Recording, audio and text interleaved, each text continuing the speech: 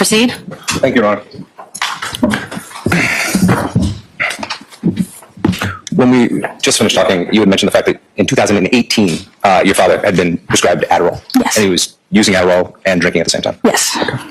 That wasn't the only thing that he was prescribed at that time, right? I don't recall. Okay. Are you aware if after 2018 he was prescribed any medication? Yes. Okay. And at that time he was in counseling and he was in therapy? Yes. Okay. I want to talk to you a little bit about on January 28th about what was asked about the phone by the Commonwealth on direct examination. Do you remember they asked you those questions a minute ago? That at some point your mom asked you to go get a phone? Yes. That was right after you had been talking to 911, or while you were still talking to 911, right? Yes. And you had just announced, hadn't you, that the ambulance was on its way? Yes. And the police were on the way? Yes. And the person on the other end had said essentially the ambulance and the police were on the way? Yes. And so everybody, or at least your understanding at that time, was that you were about to leave the house? Not leave the house. My understanding was they were coming. They were on the way to the house. And that would have been the ambulance? Yes. And the ambulance you thought at that time was going to bring your father to the hospital? Yes. And if you were going to follow your father to the hospital, you guys would be leaving the house, correct? Yes. Okay. You mentioned on direct examination that you didn't see any injuries on your mom when you came downstairs. Yes. Is it fair to say that your prime focus at that point was just calling 911? Yes, I would. And making sure your dad was okay? Yes. Did you have an opportunity to really do a thorough examination of your mother to determine if she had any injuries? No. Okay. You were mainly concerned with just making sure somebody was able to get to the house? Yes. Okay. Now, you mentioned on cross-examination once seeing some injuries on your father near his lip. Yes. And you think that that could have been as long as 2 years before your dad's passing? Yes. So just so we're clear, like 2 years would have been beginning of 2018. So it would have been after that, correct? Yes. Would it have been sometime in early 2019, do you think? Yes. Okay. And at that time, when you saw that bruise, was Katrina Angel's girlfriend living at the house at that time? I'm not sure. Okay.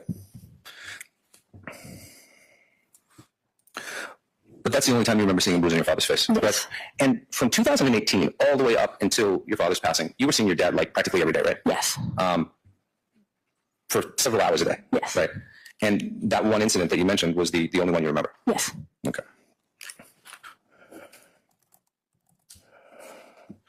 Now, on direct examination, you had mentioned that you had a really great relationship with your dad. Yeah. What was your relationship like with him? We were very close. We had so many similar, and when I did Zumba with her, so we just connected on a lot. And other than Zumba, did you guys do other things together? Yeah. Yeah. You were really close with both your parents, right? Yes, yeah. I was. All right. Nothing further. Thank you. Redirect. Thank you. Hi again. Hi. When defense counsel asked you, Sophia, about when you were told about the affair, you had initially, and correct me if I'm wrong, stated that they both told you about the affair together. Is that right? Yes. So when defense counsel said a few times that it was your father telling you about the affair, it was both your parents together? They were both together in the same room, but my dad said it. He verbally talked about it? Yes. Okay. And fair to say that during the times that your dad was drinking, you were a fairly younger child, 12, 13, is that right? Yeah. Did you know, had you been around people who drank a lot? No, not really. And, in using, let's say, the term alcoholic, did you know that terminology back then on your own based on some research you've done or books you'd read? Or no, not as a kid. Fair to say that you learned a lot about what your dad was dealing with from your mother, right? Not all, but yes, some. So some, like what kinds of things would she say to you about him? Like... Actually, let me ask you a different question. So it's fair to say it was a combination of different factors, your own observations, and your mother was telling you things, correct? Yeah. And when, prior to learning about the affair, your mother hadn't told you anything about your dad drinking too much, correct? But we talked about it, but she didn't tell me fully.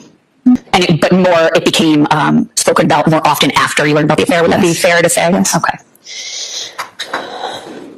And when defense counsel was asking you about how your dad would react or respond when your mother would be asking him questions, and that would kind of be how an argument started. You remember that line of questioning? Yes. And is it fair to say that when you indicated your father wouldn't remember things, that primarily had to do with dates of involved in the affair and details regarding the affair? Yes.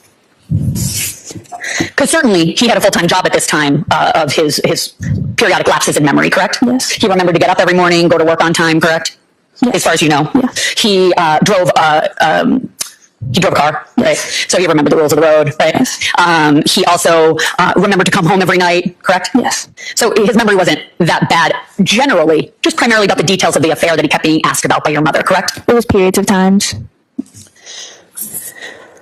And with regard to AA, fair to say that if you know, it was your mom and you actually went to the first softball game that AA had, right? Yes. And your father wasn't even with you? No. And then thereafter, if you know, your mom went to all of the AA meetings with your dad? Yes, she did.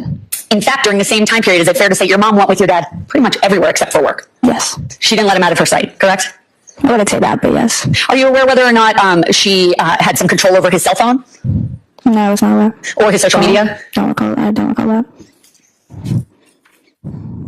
Fair to say your mom, during the time period after the affair, had a very difficult time coping with and accepting what your dad had done. Yes. And her personality changed in a lot of ways in terms of what she did or didn't do compared to before then, correct? Correct. She spent a lot of time in her room. Yes. She still taught Zumba though, right? Yes. Speaking of that, for anyone who doesn't know, and you indicated you did it with her, that involves two green sticks or two sticks, correct? That you're pounding on the ground, pounding in the air, right? No. Oh, I'm sorry. That's pound. Sorry. Zumba. I apologize. You're using, it's full on dancing, right? Yes. Okay. And your mom actually had a Zumba, like kind of a little studio in the house? Yes. And in that room were weights, right? It was kind of her workout room? Yes. And she was in great shape, correct? Yes. Fitness was important. It was kind of her livelihood, right? Yeah. Are we beyond the scope of cross? You are. In flight? Sustained. And defense counsel asked you many questions about your dad's drinking. I just want to be sure I understand. After the affair, for the next 2.5 years up until his death, fair to say you never saw him drink again, correct? No.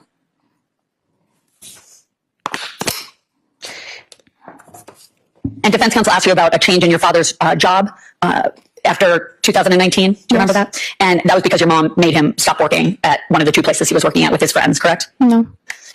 You're unaware of that, or you know something differently? I'm unaware of that. Okay.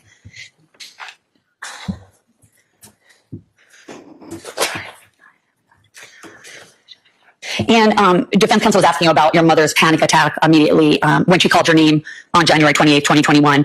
And you were describing what it kind of looked like, her panic attack. You remember that line of questioning? Yes. And that she was difficult maybe to understand at times. Is that right? Yes. But you heard her clearly yell for you when you were upstairs, right? Yes. And then you heard her clearly say, call 911, correct? Yes. And then you also heard her clearly tell you to go upstairs and get her cell phone, right? Yes.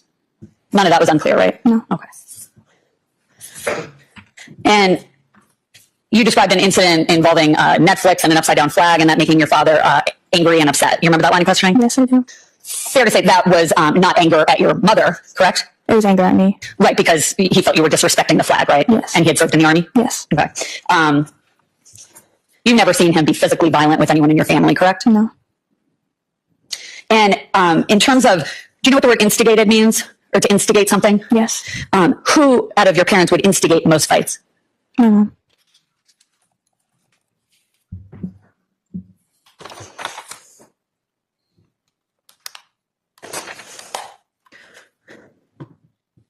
And in terms of your father's purported alcohol issues, predating this by a couple of years, the events of January 28th, did you ever observe your father pass out behind the wheel of the car? Did you ever see him? Did you ever come home from a friend's house and see your dad pass out on the floor, surrounded by throw up? No. Did you ever see him fall down and hit his head because he was so drunk? Not hit his head, but I've seen him fall down. You saw him fall? Yeah. It was unsteady from drinking? Yes. How many? Often? No, I've seen it one time? And again, for 2.5 years before his death, he no longer drank, correct? And you mentioned that your father was on Adderall, and that's for ADHD, correct? If you know? I do not know. And fair to say your mother was on a number of medications besides the medication you fed to her on the night your dad died, correct? I don't recall how many she was on. Do you know if she was on multiple medications? I knew she was on multiple, but I didn't know how much. One moment, please.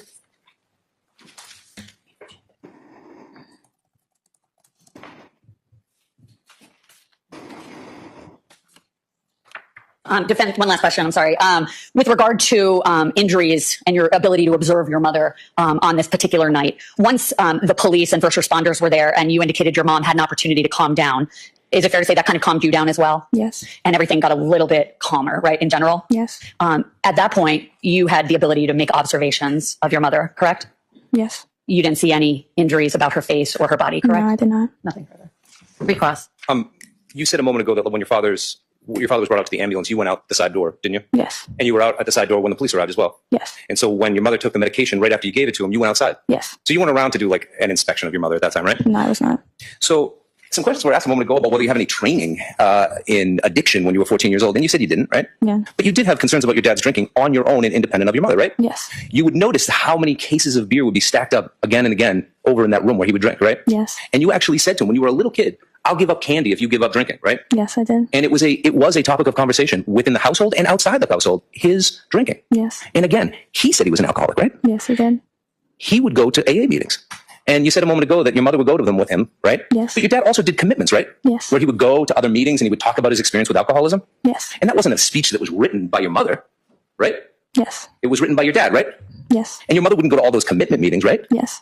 And of course, your father also went to a men's group, which for AA, and your mother didn't go to that, right? Yes, correct. Right? And of course, he actually did, as the DA said, remain sober. Yes, he did. And he appeared to struggle with that for a period of time, right? Yes. And he still appeared sober. Yes. So if this was some sort of a con about him having an alcohol problem, it was quite a long con. He was doing all the steps too. Yeah, he was. You can have it. You said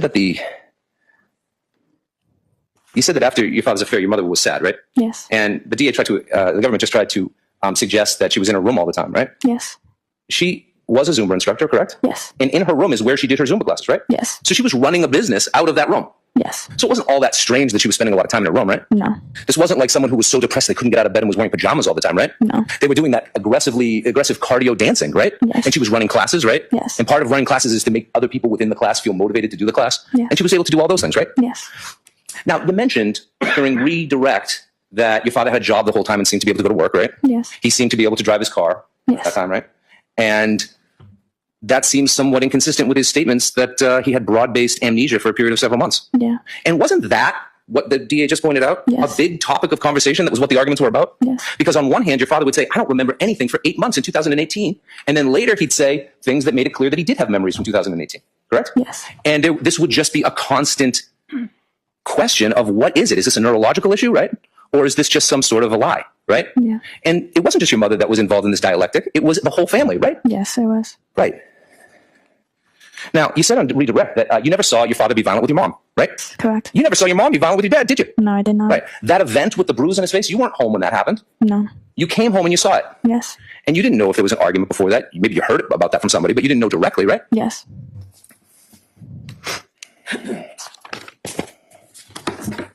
No, further. The witness may step down.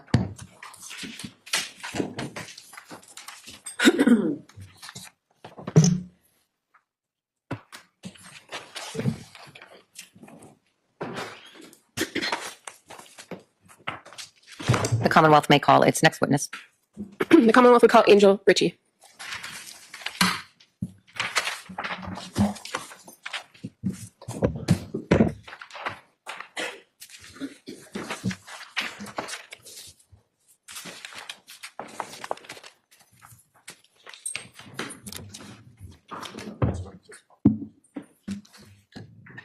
Yes, sir. Please declare. Good afternoon.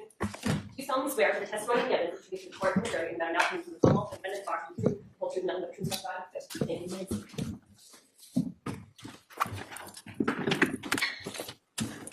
You may proceed. Thank you, Your Honor. Good afternoon. Hi, Could you please tell us your first and last name? Angel and Richie, And how old are you? 27, Where do you live? Marshfield, And what's your address there in Marshfield? 679 Marine Street, How long have you lived at that address? 17 years. And who do you currently live at that address with? I was Sophia. Me and her have a little situation right now, but we are living together partially. We just have a separation right now. Okay. The house. So do you both physically still live in the same house? We still have stuff at the house, yeah. We both live in quarters at the house, yeah. Okay. And do you work Currently, no. I got lost my job February of this year. of this year? What Yeah. did you do before you lost your job? Custodian work, Where did you work as a custodian? Hingham, public schools. Do you need a specific school? Or No. Okay. How long did you hold that job with the Hingham Public School? like 3 years, something like that. Okay. Going back to January of 2021, did you live at 679 Marine Street? Yeah. Yes. So when I say live there, you have like a bedroom there. A lot of your belongings are there, correct? Yes. Would you necessarily stay there every night? When I was working at the job, yes. Okay. And so after January 28th of 2021, did you live somewhere else for a period of time other than Marshfield? Yeah. Where'd you live? I was back and forth between my girlfriend and I, or during the time my ex-girlfriend. That would have been like Whitman Hanson, and then my house, and then very rarely would be her like grandmother's, something like that. Okay. And after specifically January 28th, when something happened at your house, did you go and live with another family member for a couple months? My grandfather's. And then eventually you were able to move back to Moraine Street. Yeah. And where was your bedroom in the Moraine Street house? Basement. And prior to January 28th of 2021, who else lived in the house at Moraine Street? Is it prior? So beforehand? Yes. Me, my sister, dad, and mom. Okay. And if it's okay, we'll talk about those people that you just mentioned, your sister, your mom, and your dad. Who's your mom? What's her name? Christine Ricci / Sanchez. And do you see her in the courtroom today? Yes. Can you just tell us something that she's wearing, like a color of a piece of clothing she's wearing? Blazer. Beige blazer. May the record reflect the witness has identified the defendant? Any objection? The record will so reflect. In January of 2021, did your mom work? I believe so. It would have been online Zumba, I believe. Okay. And other than kind of doing Zumba, did you know her to have any other jobs outside the house, or was she primarily kind of at home? Most part at home. Did you know if she was engaged in any classes during that time period? School, I believe so. Yeah. Okay. And would that be college or high school? Yes, college. And do you know what she was studying at that time? Psychology would have been would be my best guess. Okay. And you also mentioned that during that time period, your father was living in the home. Yeah. Who is your father? Michael Joseph Ricci. And is that your biological father? No. When did you come to know Michael? My whole life. Your whole life? Yeah. And at some point, did he become your father legally? 2004. And so in 2004, did Michael legally adopt you? Yes. And is that when you took the Ricci name? Yes. And so what did you call him? What did you call I've Michael? always called him Dad. Always Dad? Yeah. And did you know what Michael did for a living? Firefighter. And then part-time at the fire sprinkler company stuff. So whatever that entitles. Okay. And did he work with a particular person that you and your family knew at the fire sprinkler company? One of them, Mark McDonald, would have been his higher up. Okay. Is that somebody that you knew as a family friend? Yeah, we would have referred to him as uncle through my father, yeah. And your father passed away, correct? Yeah. And when was that he passed away? January either 27th or 28th, 21. Do you know how old he was when he passed away? 57? I can't remember. Okay. You also mentioned at that time in January of 2021, your sister was living in the home, right? What's your sister's name? Sophia. And how old is she? 20. And do you have any other siblings? Michael. The little Michael. Little Michael. And so fair to say he's a junior. Yeah. And is that what you and the family call him, as Little Michael? Yeah. Now in January of 2021, was Michael Jr. living in the home on Moraine Street? That month? Yes. No. Do you know when Michael stopped living at the house on Moraine Street, when he moved out? I can't give you the exact date, but I can say prior before, like there's at least 2 years before my father's passing. Okay, so 2 years before 2021, you think he moved out? Yeah. And at the time in January of 2021, did Michael still have a room at the Moraine Street house with like where his belongings would be, or he could sleep if he stayed? No. My parents were working things out with him to try to like grab what he needs when he left, and then the rest was just kind of like it's whatever.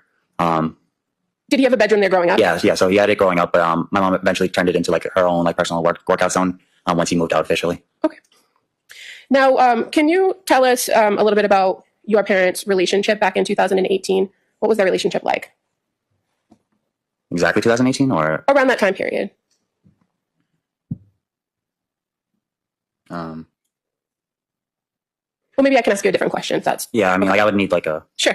So growing up, did your parents appear to have a good relationship in your eyes as a child? Most part, yeah. At some point as you got older and became an adult, did you see their relationship change? Yeah, I mean, yeah, obviously, yeah. Was there any particular event that you can recall in your parents' marriage where you started to see that change? The affair. Okay. And when you say the affair, what do you mean? My mom finding out that my father cheated on her. And did you learn that from both your mother and your father, that had been what happened? Just through arguments and stuff, yeah. And so when your mother learned about the affair, did you notice changes in her demeanor on a day-to-day basis? Yeah. What kinds of things did you notice changed? Secluded. Like angry, I guess, like just the situation she was in, and confused too at the same time. Okay. So would you hear her yell a lot more than you had heard her yell in the past? Yeah, I mean, those past 3 years to his final day, was like abnormal as it could come. The fights were just ongoing. So that wasn't normal having that many fights, and then on top of it, that long of a period too of time fights are going on. That wasn't normal at all. Okay. And would you be around hearing and seeing these fights? Yeah, without even me having a point. If I was in the basement, there was no getting away from it. So I was just, I could hear the muffles and stuff and loudness, and it's just, yeah. Okay. And would you hear both your mom and your dad's voices during those arguments? Yeah. Would there be any one voice that you'd hear more than the other in those arguments? Objection, Your Honor. You can answer it if he knows. I can't necessarily say because there'd be times where one would overtake the other, and so it's. Okay. Anything else that you observed about the changes in your mom's demeanor or how she would behave around the house after she learned of the affair?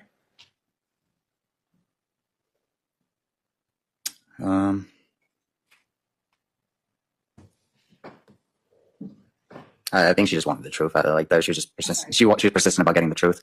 Okay. What about the house itself? Prior to her learning of the affair, what was the kind of state of your house? Was it always neat and tidy, or Objection, Your Honor. Basis? Relevance. Overruled. so was the house kind of neat and tidy before? It got to a point where it seemed like my father was picking up the slack. So would you see your dad kind of pick everything up? Right. Well, she would do what she could, but then the whole house was affected, in depression wise and everything. So it's kind of hard for a lot of us to do stuff. So when you come back from work or whatever, you do what you can. Now, kind of jumping forward for a moment to the weeks prior to your dad's death, did you notice changes in his demeanor at that time? Yeah. Thank you. What did you notice about your dad's demeanor?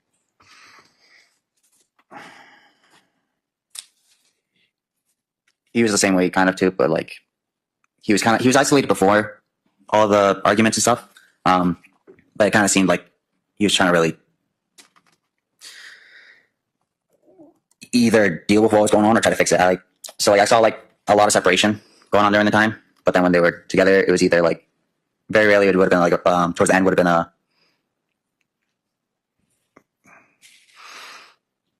the bonding experience was very limited over the fighting, if that makes sense. So the arguments would just overtakes what the good memory would have been if the argument wasn't in place, if that makes sense. And is that something you observed between your parents? Yeah.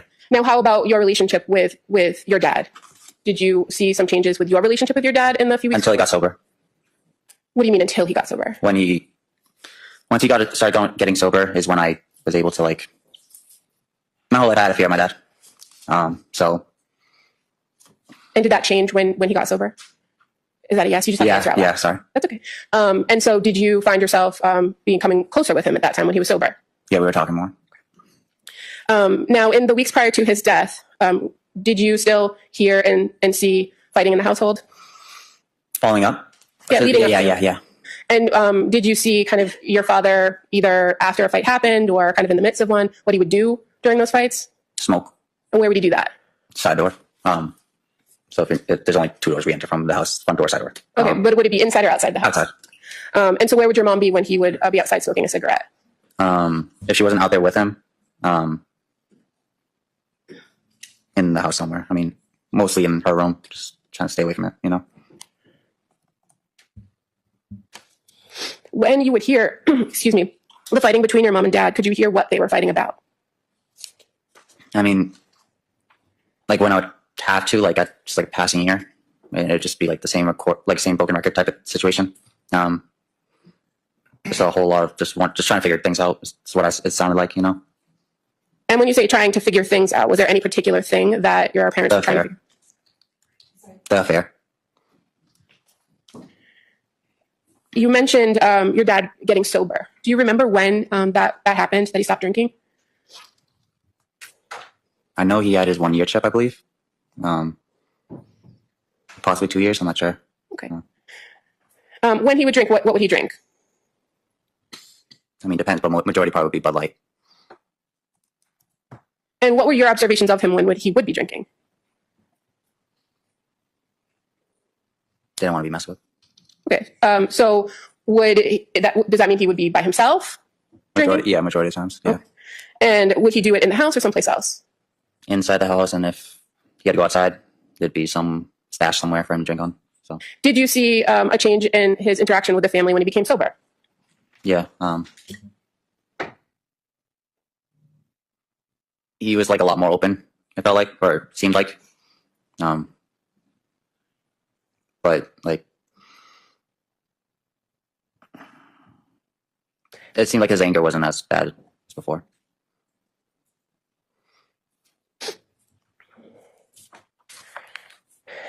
At any point, Angel, did you see these arguments with your mom and dad, or hear the arguments with your mom and dad become more than just a verbal yelling back and forth? Like, through any of them, or just like, what do you? Well, from the period of time from 2018, after your family learned about the affair, till up until the time of his death in January of 2021, did you ever see anything physical between the two of them? Restate my objection, Your Honor. Your objection for the record. Can I still answer? Yeah, just a yes or no. Could you repeat the question? Between 2018, after the family was aware of the affair, up until January of 2021, when your father passed away, did you see any physical interactions between the two of them?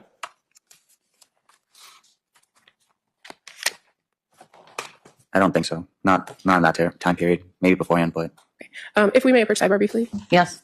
I will give you mid-trial instructions, and this is the first time that I'm doing that.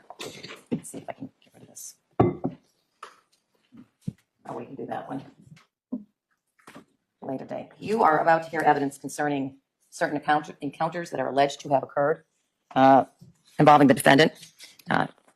It may include involving the defendant in her home, and that this witness, I believe, observed before the incidents which are the subject of the allegations in this case.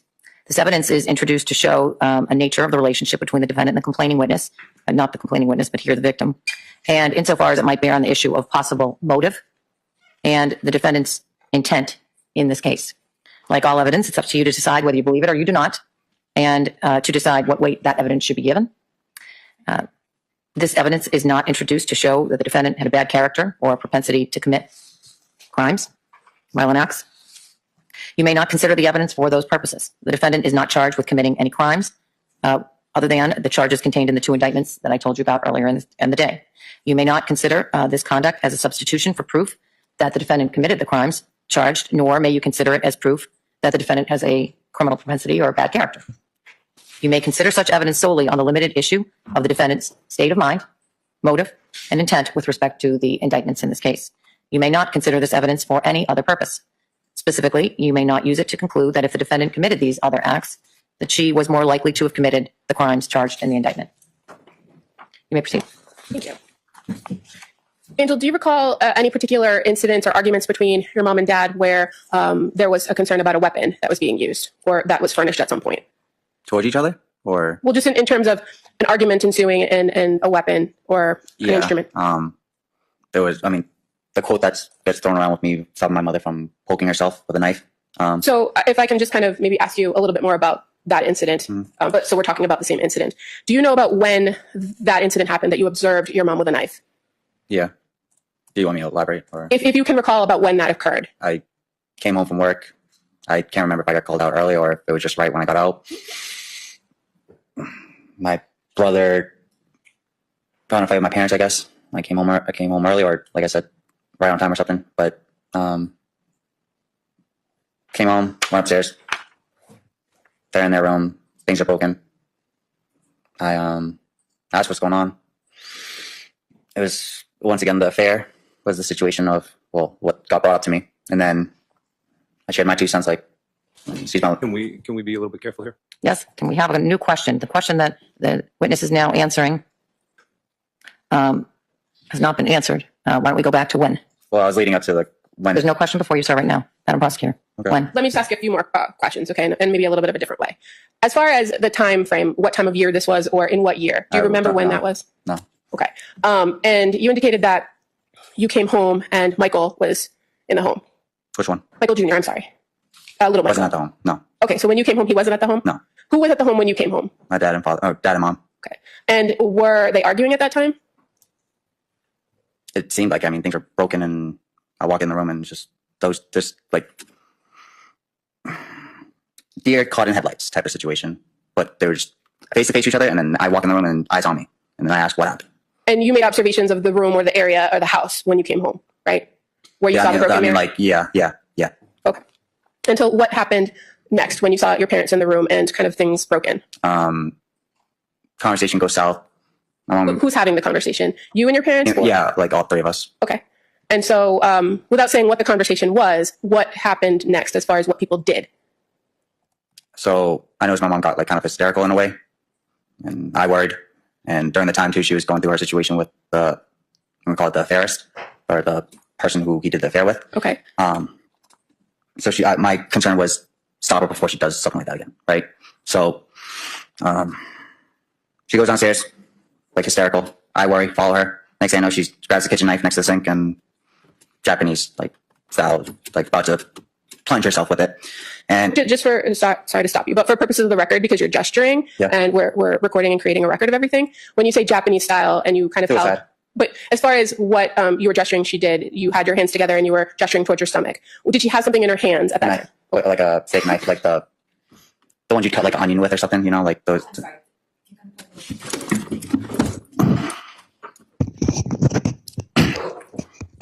Good. Yeah, thank you. All right. Yeah, the ones can I draw it out? Well, is it like a knife you cut a steak with or a bigger knife with a bigger blade? Bigger blade. Okay. Not a butcher knife, but big blade. Okay. And so when you saw her do this with the knife to herself, where was your dad? Pretty much following me. Like in the kitchen as well? After I called him in, yeah. And so what did you and your father do when you saw your mom make that gesture? I grabbed the knife, stopping her from hurting herself, and then I called my dad over to help me, screaming. Like, were you, the two of you, able to get the knife away? Yeah. And what was your mom's demeanor during that time period? How was she behaving? Frantic. And what was your dad's demeanor? What was he doing? Just trying to do what he did every day, just deal with it. I mean. And just to kind of circle back to when this might have happened, do you remember if Michael Jr., little Michael, was living in the house at that time, or is it some point after he moved out where this incident happened? I don't remember that. Do you remember, well, so you mentioned a girlfriend a little while ago, Yeah. or an ex-girlfriend. What's your ex-girlfriend's name? Katrina. And did Katrina live with your family for a period of time during the time period we're talking about? Yeah. Was Katrina living in the home at the time that this incident happened?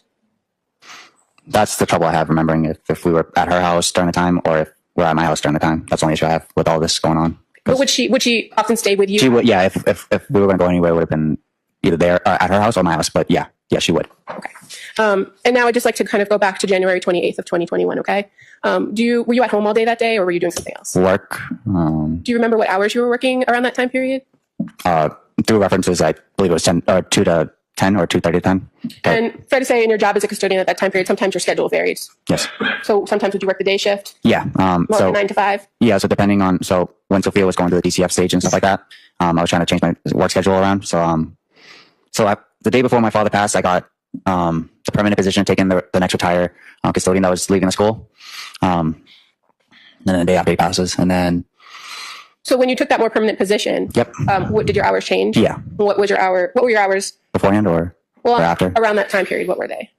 So that's like I was the sanitizing group after starting at first. It was during the COVID. So I think they would bring me in like super early in the morning, or at least after like the first period of class or whatever of their school schedule, and then that would go till like 2 or something. And then I got the chance to fill in one of the substitute custodians they had, and then that was the leading point to me getting the permanent. But that substitute hours was like till 5 or something like that. Okay. So on January 28th, 2021, the day that your dad passed, were you home when the incident occurred? No. Where were you? Work. And at some point while you were at work, did you get a call? Yes. Who called you? My mom. And what did she tell you when she called you? If you can. Actually, I think I missed the call, and I got the text message. So all I remember, I woke up because I was taking my break. Woke up to the text message. I hear the ding, and then I'm not sure if it was a missed call that was right before, or if I got called after. And then later on that night too, I also got a phone call at the police station, I think, or something like that. Okay. As far as the text goes, during that time period in January 2021, you got a text, so you obviously had a cell phone, right? Do you know what your number was then, or your phone number? 781-588-1637. Is that the same number you use today, or? No. Okay. In your phone, your cell phone, did you have a contact saved for your mom? Would have been like Mama Bear or something like that. Okay. And so when you received that text on that day, were you able to confirm that it was from your mom based on the contact? Yeah, I mean, like she said, Dad's hurt. So. Okay. Now, as far as the text communication with your mom that particular night, was that the only text you got from her? No, I think there were a few more. And from the text message, what did you learn from your mom? He's hurt, or my father's hurt. My sister's getting taken away somewhere, and I need to go there. Go where? The hospital. And so when you learned that you had to go to the hospital, what did you do?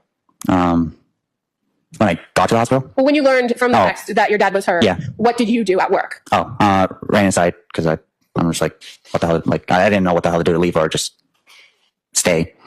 So I talked to my supervisor, and so I got to go to the hospital. My father's in the hospital, and he just didn't even question it, just like, go. And I went into action to go see him. And so which hospital did you end up going to? Weymouth, South Shore. When you got to the hospital, was anyone else in your family there? I think Michael showed up after. Hello, Michael. Was Sophia? Did you see Sophia at the hospital?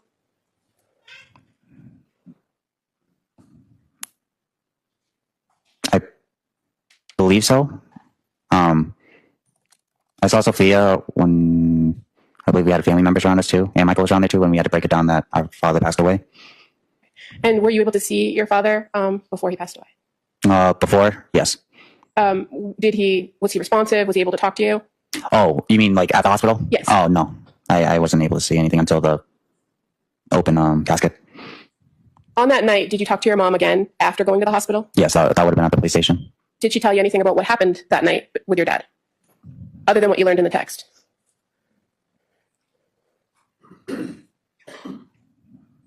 I can't remember that far. I mean, that was a crazy night too on top of it also. Like, and then they were questioning me about stuff. So I don't know.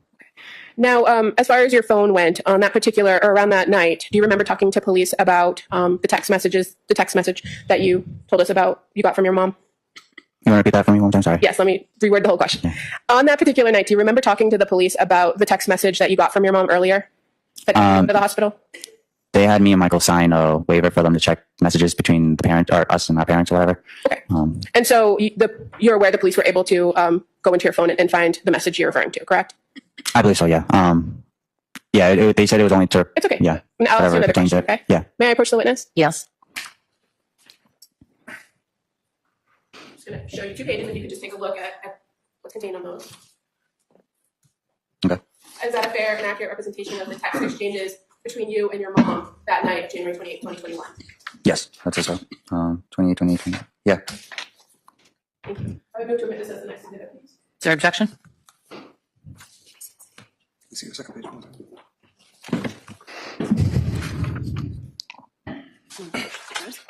Do you need this one too? Like these two. These last two. I'm guessing we have 4. Yes. The whole exchange. Any objection? No, Your Honor. Be marked in a minute as Exhibit 4, the 2 pages of text messages.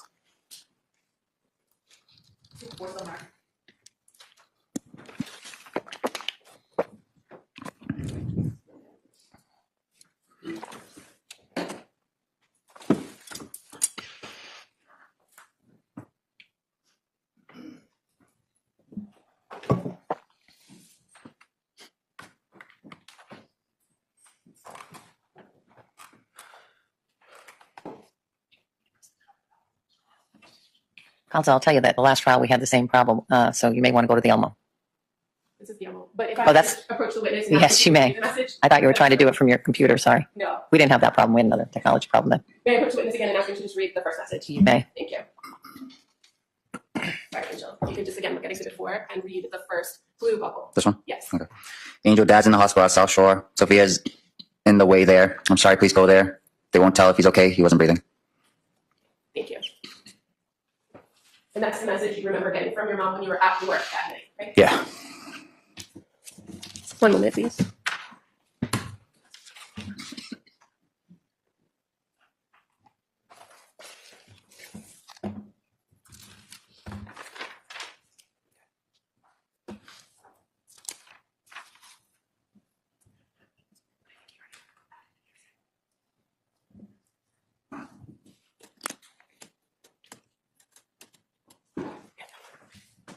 sorry, Angel, just to go back for 1 second to something that you previously testified to.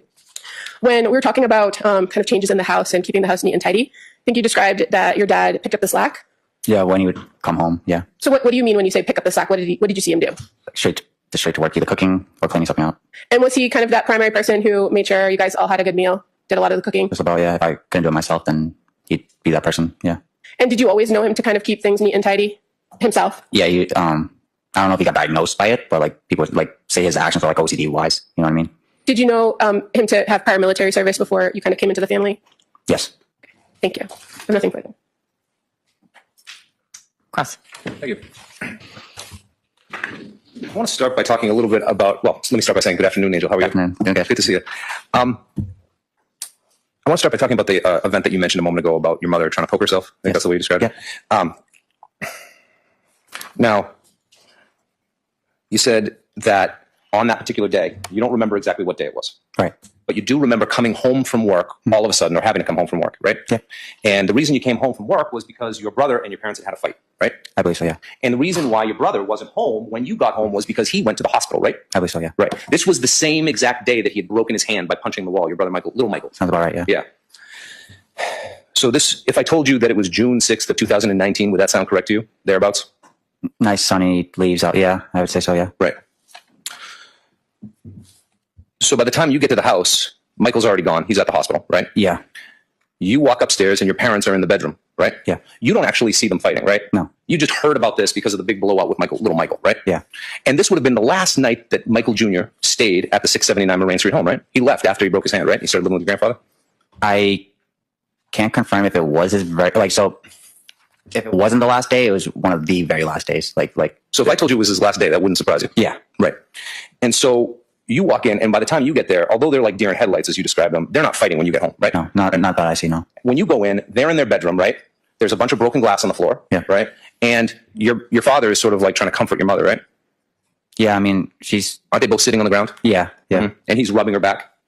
I would say so, yeah. And then you come in, of course, and you've heard this really crazy story from Michael Jr., right? About a fight?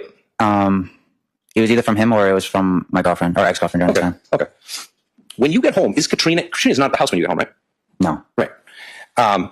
So you come home, you go upstairs, and basically you bring a certain amount of frustration to that, and it's understandable, but you did, right? Yeah. And that kind of sets the ball again in motion of the emotions. Yeah. Right? Yeah. She starts getting emotional, right? Yep. She starts crying, right? And she's hyperventilating, and she's very, very upset. Yeah, and she tries to remove herself from the situation. And so she walks away to get out, and your dad kind of is trying to give her some space and is a little bit behind her, but you're concerned, right? Yeah, I was kind of like the middle ground for that situation. And so you follow her downstairs? Yeah. And it's there that she grabs a knife, right? In the kitchen, yeah. And she holds it against her stomach. Yeah. As if she's about to plunge it into her own guts. Yeah. That's what you mean when you say the Japanese style, like harikari kind of thing. Yeah. Okay. Now, I want to talk about, I know I'm switching gears all over the place, and I apologize for this, but you mentioned that your father had a drinking problem, right? Yeah. Yeah. And you never had any doubts in your mind that your father had a drinking problem. You saw it firsthand, right? Yeah. And he was a heavy drinker. Yeah, he would need at least 18-pack when he come home or something when he was drinking. Mm-hmm. And so even before he quit, it had occurred to you that your father was a pretty heavy drinker and he might have a problem, right? Yeah. And you also said there were some issues with regard to his anger during that period of time. Yeah. Yeah. And your father claimed that he was an alcoholic. He said, I'm an alcoholic, right?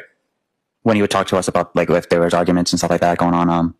He self-identified as an alcoholic and went to AA. Yeah, I was going to just say to the AA meetings, and I'm pretty sure he had like a speech or two at those meetings too. So I want to talk about that. Those are those commitments, right, that people in AA do where they go out and speak about their experience. Yeah, so they can spread their like good energy, I guess, if you would say, to others to kind of motivate them to keep going and stuff like that. So the idea is that an alcoholic who has gotten sober will go talk to another group of alcoholics and tell them about his struggle, right? Yeah, to refresh that motivation for them. And maybe tell them that they can do it too. Yeah. And that was a speech that your father himself wrote, right? I believe so, yes. It wasn't something that your mother like put words in his mouth. Not that I would know, no. And at that time, your mother would sometimes go to AA meetings with him, right? Yes. She didn't go to all of his AA meetings with him, did she? That could be a possibility. Mm-hmm. I'm not sure. Okay. But your father also did AA men's groups as well? Like separate from like the AA group itself? Right. I wouldn't know about that. Okay. Your father did sober softball? Yes. And he participated in it? Yes. And he never suggested to you or to anybody that you ever saw that he wasn't happy about doing it? No, I mean, no, because the AA buddies would have been that softball group too, you know? So, I mean. Yeah. Well, that's the good point. You mentioned the AA buddies. Yeah. Were those AA buddies, I mean, when somebody gets sober, oftentimes, before they get sober, they're friends. Was this the way it was with your father? That all of his friends were people that drank? So the people he was surrounding himself with when he was getting sober weren't the same friends that he was drinking with. Right. Before he got sober, though, those guys were largely drinking people. Yeah. And I'm not suggesting for one second that all of those people had drinking problems, but they were people in which they weren't helping in a way.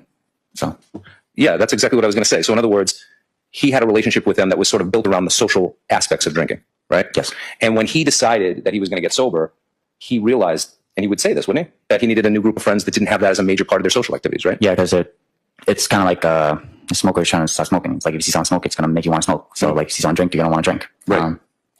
And I think he would try to do like the water thing, but like I don't know if I think that was just too much pressure to even try to do. Yeah. Be around all that, you know? Yeah, absolutely. Can I ask you this? You used to work for this guy named Mac, who was sort of like almost like a family member of yours, right? Yeah. Guy you grew up with? Yeah, he grew up. I'm not sure exactly where they. Maybe Hyde Park? Yeah, I would say so, yeah. And they knew each other for so long that you guys sort of referred to him as an uncle? Yeah. And your dad worked for him as well, right? Yes, for some time, yeah. Yeah. And wasn't it sort of a ritual of the guys that worked for that MCC company, the company that Mac worked for, that after work they'd all go across the street, yes, get a couple of beers? Yes. And that was a big part of the social group, right? Yeah, I mean, wind down before you go home and, you know. Have an 18-pack. Yes. Yeah. Yeah. So the fact that he would be going to work with these guys and the ritual would be after work every time we go across the bar for a quick one, do you think that was a temptation to him, or would he express that was a temptation for him? I would assume so from him cutting off all those people. Okay.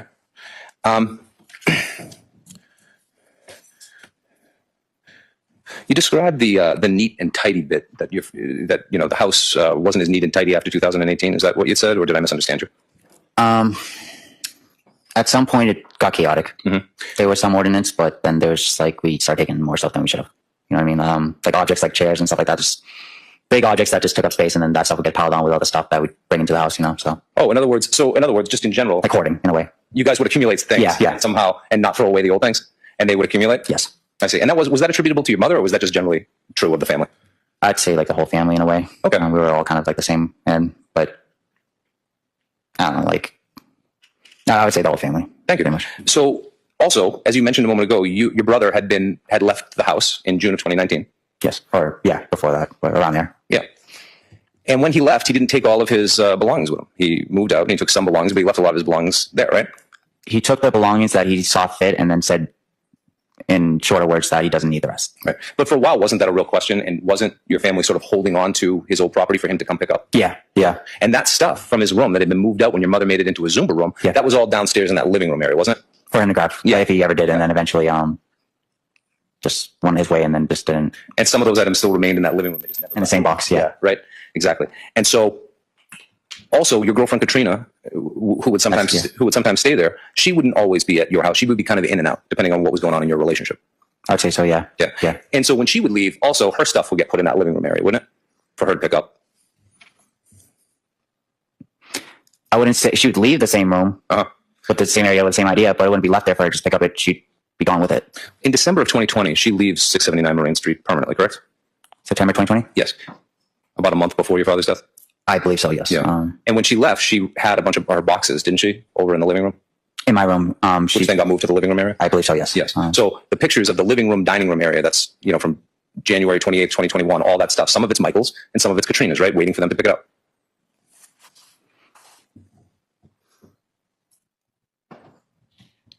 So the only problem I have is that I don't remember boxes being there for Katrina because a lot of the stuff was mixed in with mine in my room still. So I don't know if that's even true or not, but Michael's sake, those boxes were always there for him to grab and he just never did. And then there was also the general problem with the family accumulating stuff over the years and not getting rid of the old stuff. And then those boxes being there and then kind of like a furball that's picking up stuff as it goes. In other words, at a certain point, it gets so big it's hard to handle, right? Yeah. And when your dad would get home from work, he wouldn't try to clean up that living room area because it was just such a big job. He would do things like make dinner, right? Yep. And by this point, when he was making dinner, you're dishes and he was doing a lot of. How old are you at this point? You're in your 20s, right? Yeah. Michael Jr. is in his 20s, right? Yeah. And Sophia at this point is 16 years old, right? Yeah. So all the kids are kind of grown, right? Yeah. You guys are probably also making your own food, aren't you, during this time? Yeah. Washing your own dishes, aren't you? No. So my dad liked cooking. Mm-hmm. So that was his thing.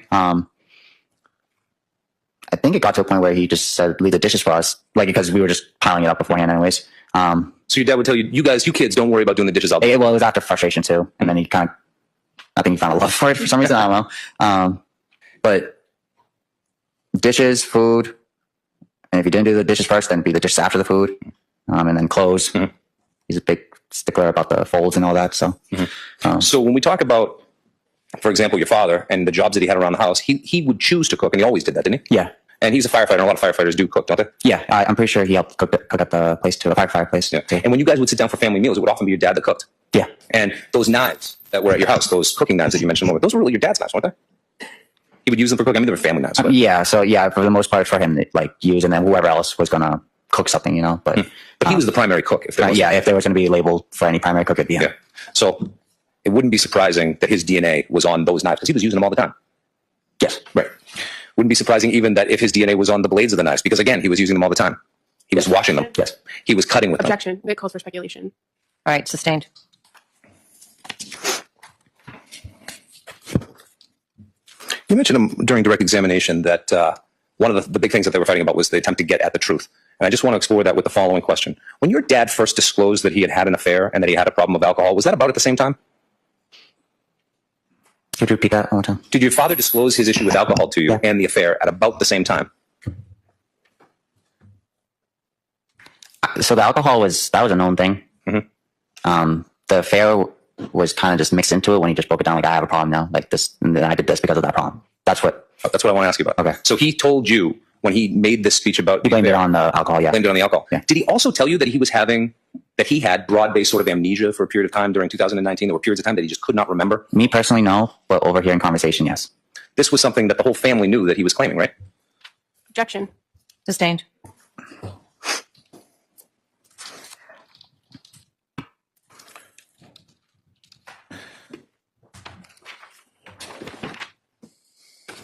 We mentioned a moment ago that you weren't sure if Katrina's stuff was in that living room area. I don't want to belabor the point too much, but didn't Katrina own a big stuffed moose? That I bought her, yes. Yeah. And wasn't that in the living room with all of her stuff in 2021 and 2020?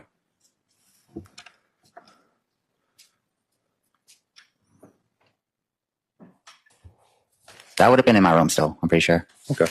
If anything, it would have got brought up to where the sectional is. And then way past everyone is when I decided to put out like the family table that's right there. But the sectional is in one room, right? It's like it's right next to. So there's the flooring's different. There's wood floor and there's tile floor. On the sectional, it's the tile floor. That's where I believe the moose would have been. Okay, so there's just so I'm clear. There's one big room. It has a dining room and a living room. Yeah. One room. The only distinction between the two rooms is that they have different flooring. So you walk from one floor to the next. It's essentially one room. Yeah. Yeah. All right. Now, during the time that you lived between 2018 and 2020, January of 2021, you were living at the 679 Moraine Street home. We've established that, correct? Yeah, I mean, between if it wasn't at 679, it would have been in Whitman Hands with my ex-girlfriend. So there were periods of time, there were periods of breaks, but in that course of that 3-year period that we're talking about, you would have been at your mom's house for... I could have shown up whenever I wanted, pretty much. So. And you would see your father during that time 3-4 times a week anyway. Yeah, I mean, just through visiting or needing something in there or talking to somebody. I mean, Did you ever notice any injuries on him during that time?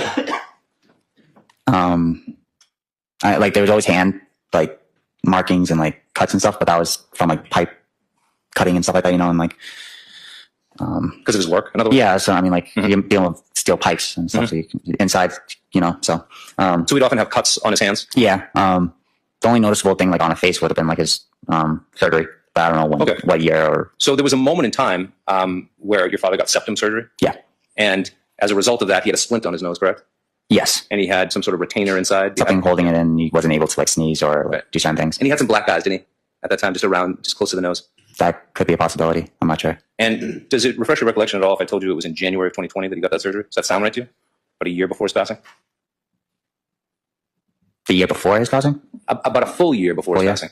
Yeah, I mean, there had to been some time because I don't remember like him being anywhere close to having nothing near his nose towards his end of his life. So. Yeah. So that only event, that's the only bruising or marks that you ever saw on his face? Yeah. All right. Yeah. Thank you. Now, your mother was a Zumba instructor as her primary work, correct?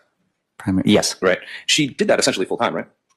Yeah. That was like die hard Zumba. Yeah. And so she would do like sort of classes in her room sometimes or in the Zumba room, the exercise room that used to be Michael Jr.'s. Yeah.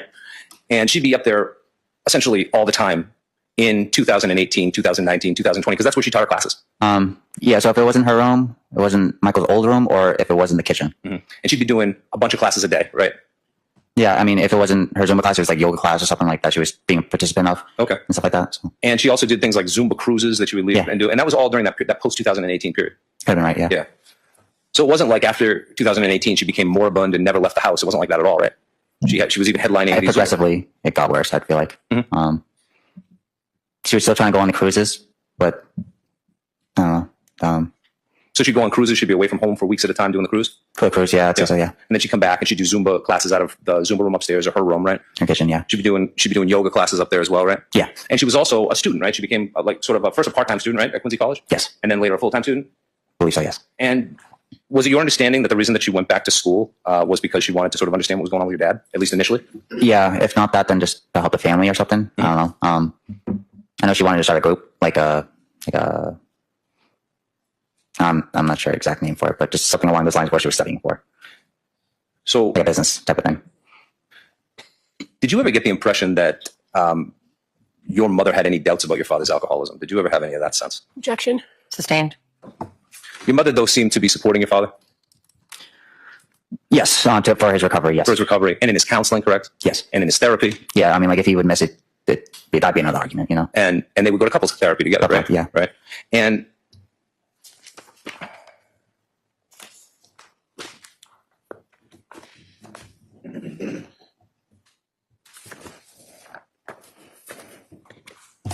one moment, I'm sorry.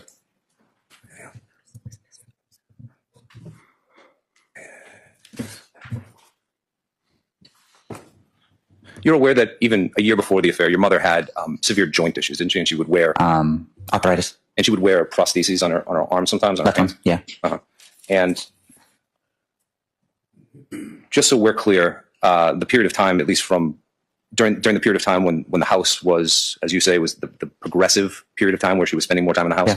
That was during COVID, right? It was from like March 2020 till essentially just on the eve of your father's death, right? Yeah. And you had to leave home to go to work, right? Because you were a custodian, you had to take care of the school. Yep. And your dad had to go to work because he was a necessary employee, he was a firefighter, right? Yeah. But basically all of America was at home during that time for most Pretty of the much time, if you weren't essential worker, yeah. Yeah. And again, your mother was running her businesses out of her house. Yep. Yeah, because the Zumba people who can't go out do Zumba in those gyms and stuff like that, what are you going to do? Sit around? No, then do it on Zoom or something, you know? Got it. Thank you. No problem. Redirect.